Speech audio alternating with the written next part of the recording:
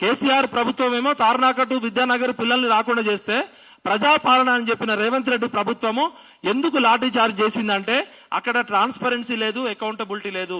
ఎక్కడైతే transparency accountability ఉంటుందో అక్కడ దౌర్జన్యం చేస్తారు. జనార్దన్ రెడ్డి అట్లా చేసిండు, మహేందర్ రెడ్డి ఇట్లా ముంచిండు.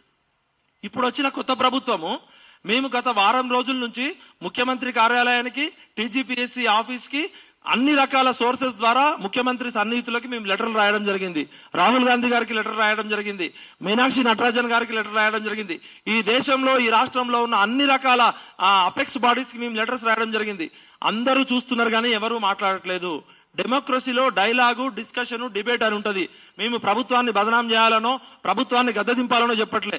బాధ్యత గల పౌరులుగా, తెలంగాణ ఉద్యమకారులుగా పృథ్వన్న, నేను కంటి నిండా కన్నీళ్ళు వస్తున్నా కూడా ఆపుకొని చెప్తున్నాం.